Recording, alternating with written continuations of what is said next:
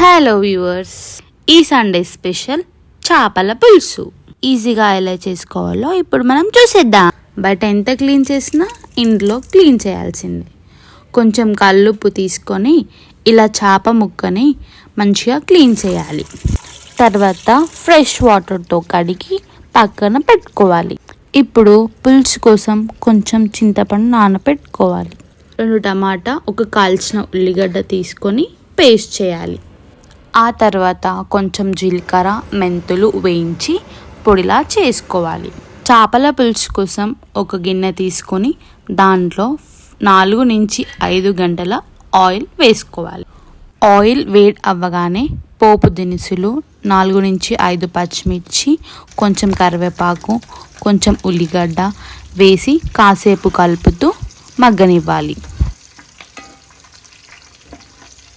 ఆ తర్వాత నూరిన అల్లం ఎల్లిగడ్డ వేసి పచ్చి వాసన పోయేంత వరకు కలుపుకోవాలి.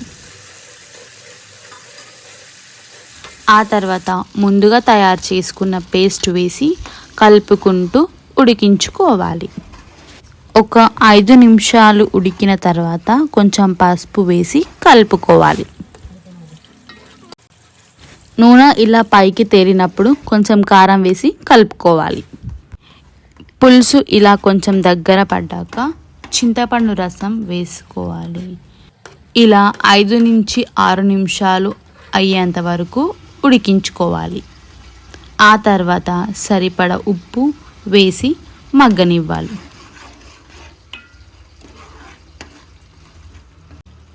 పులుసులో కొంచెం వాటర్ యాడ్ చేసుకోవాలి. కొద్దిసేపు మరగనివ్వాలి.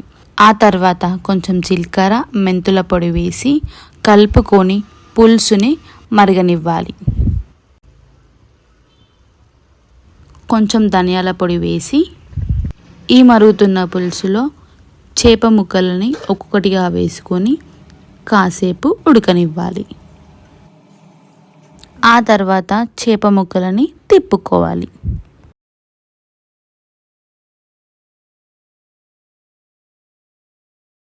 ఆ తర్వాత పైనుంచి కొత్తిమీర, పుదీనా వేసుకోవాలి.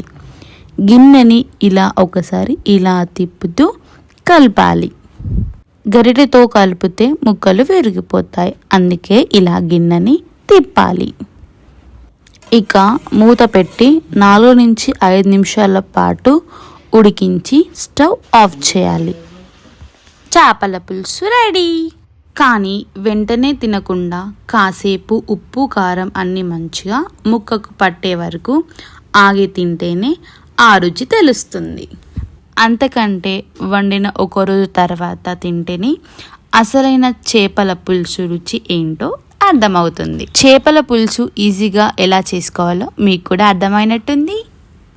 Thank you for watching Bhumi's captures. Don't forget to like, share and subscribe.